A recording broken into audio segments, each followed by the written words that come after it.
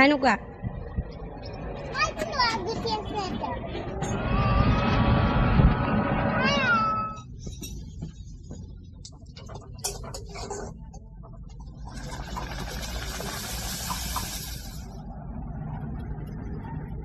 নমস্কাৰ সকলোকে স্বাগতম জনাইছোঁ মোৰ আনিটি ব্লগ ভিডিঅ'লৈ আশা কৰিছোঁ আপোনালোক সকলো ভালে আছে আৰু মই বৰ্তমান ভালে আছোঁ আৰু আজি দিনটো ঘূৰি পাকি মাত্ৰ এতিয়া অকণমান ৰেষ্ট পাইছোঁ আৰু ইফালে ওলাই আহিছোঁ ৰাস্তাৰ ফালে আৰু আমাৰ আটাই বহি আছে ৰে আমাৰ আটাই বহি আছে আৰু ইফালে ধুনু আটা লাঠিটো লৈকে গুচি গৈ আছে খেলিবৰ কাৰণে আৰু দিনটো মানে বজাৰত গ'লোঁ আজি ৰাতিপুৱাই গৈছিলোঁ একদম দিনটো ঘূৰি ঘূৰি মানে অকণমান আগতে আহিলোঁ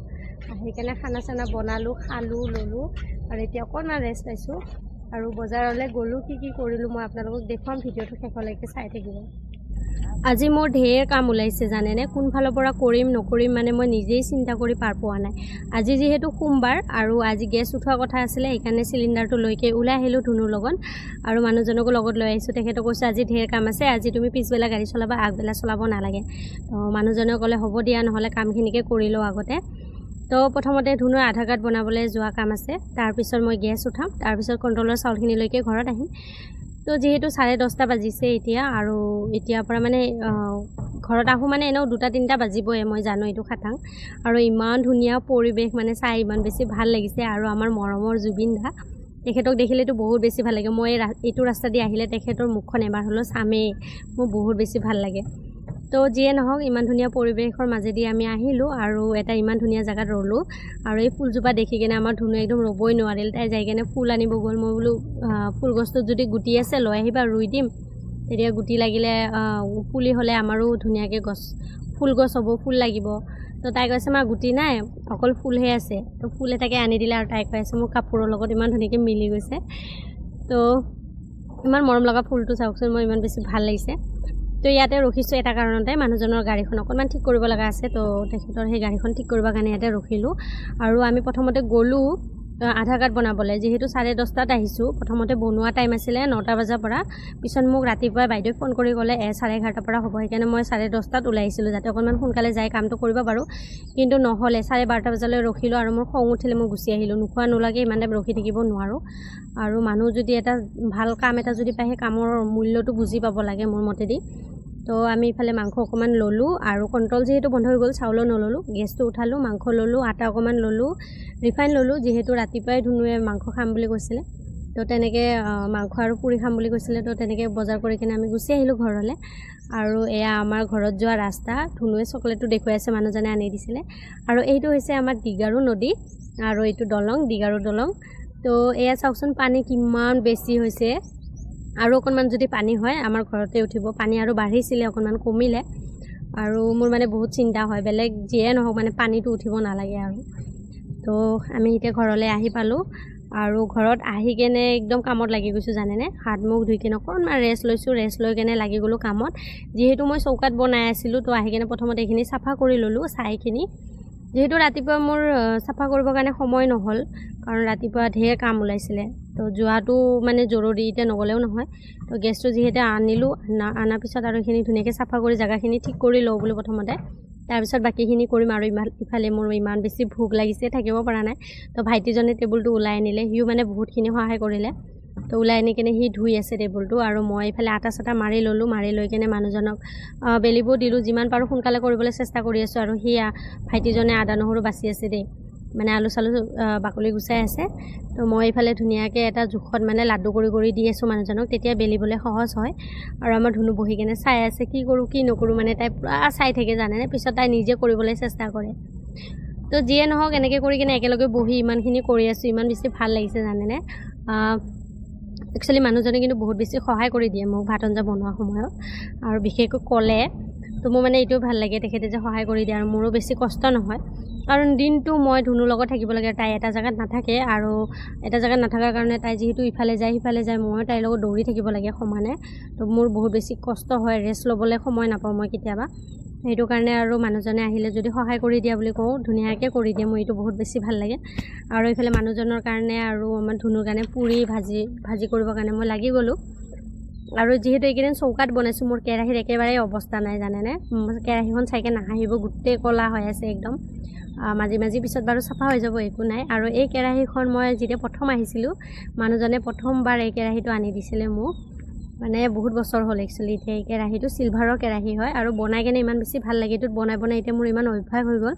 মানে কেৰাহীটো বহাই দিয়াৰ লগে লগে পুটুককৈ গৰম হয় আৰু বনোৱাটো বহুত বেছি সোনকালে হয় আৰু মোৰ গেছটো আপোনালোকে লক্ষ্য কৰিলে গম পাব কমকৈ ওলাই আছে যিহেতু আজি 10-15 দিন ধৰি গেছ নাই চৌকাটো জ্বলোৱা নাই সেইকাৰণে অকণমান কিবা এটা হৈ আছে চাগে সেইকাৰণে গেছটো কমকৈ ওলাই আছে বেছিকৈ ওলোৱা নাই মই প্ৰথমতে ইয়াতে ভাজি ল'লোঁ আৰু পুৰি কেইখন মানে ইয়াতে ভাজোঁতে মোৰ একদম আমনি লাগি গৈছে মানে অকণমান টাইম লাগি আছে সেইকাৰণে মই আৰু পিছত বেলেগ এটা চৌকাত বহাই দিলোঁ বহাই দি কিনে পিছত বেলেগ এটা চৌকাত বনাম কাৰণ এনেকৈ ইমান সময় ধৰি কিনে পুৰিটো মই ইয়াতে ভাজি থাকিবলৈ মানে মোৰ ধৈৰ্য নাই কাৰণ মোৰ বহুত বেছি ভোক লাগিছে আৰু মানুহজনৰ লগত ইফালে কথা পাতি বনাই আছে আৰু মোৰ মুখখন চাওকচোন একদম খং উঠি থকা যেন লাগিছে কিয় বা মই নাজানো কেমেৰাটো যেতিয়া দূৰৰ পৰা ধৰোঁ মোৰ মুখৰ কাটিংটোৱে বেলেগ দেখা পায় দেই ওচৰৰ পৰা ধৰিলে মানে বেলেগ দেখা পায় আৰু ইফালে মই ভাবিলোঁ এটা ভিডিঅ' কৰোঁ পুৰিটো মই কেনেকৈ ভাজি আছোঁ বাকীবোৰ পুৰি ইমান ধুনীয়াকৈ ফুলিছে এইটো পুৰিটো ফুলিছে বাৰু কিন্তু মই পুৰিটো বনাই থকা টাইমতে পুৰিটো অকণমান ভাজ খাই থাকিলে তো যিয়ে নহওক মই বনালোঁ আৰু যেনে তেনে আৰু মোৰ হাঁহিও উঠি আছে জানেনে যেতিয়াই মই ভিডিঅ' কৰি কিনে ভালকৈ কৰিম বুলি ভাবোঁ তেতিয়াই কিবা না কিবা এটা হৈ যায়গৈ অকল এইটো বুলি নহয় বেলেগ কামো মোৰ তেনেকৈ হয় আৰু মানুহজনে যিমানখিনি লাগে জুহি কিনে পুৰিকেইখন বেলি দিলে বাকী আধা আটা থাকি গ'ল মই এইখিনি পিছত বনাম বাৰু ৰাতি তো এইফালে আমাৰ ধুনু পুৰি মানে বেলি দি আছে দেই তাই বেলাটো বাৰু বনাই নিদিওঁ কাৰণ তাই যিহেতু সৰু হৈ বুজি নাপায় মাটিয়ে বালিয়ে একদম ধুনীয়াকৈ বেলি আছে সেইকাৰণে তাইতো ভাজি নিদিওঁ এনেই বেলিবলৈ দিলোঁ আৰু ইফালে মোৰ পুৰি হৈ গ'ল ইফালে মই বহাই দিছোঁ মাংস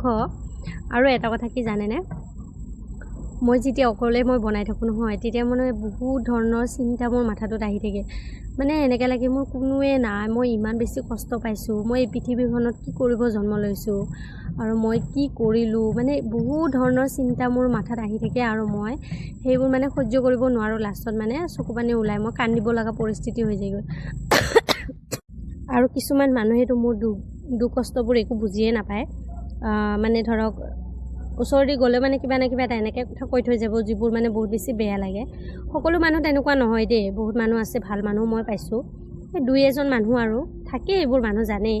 তো সেই 2-এজন মানুহে মানে কেতিয়াবা বহুত বেছি কষ্ট দি দিয়ে মনত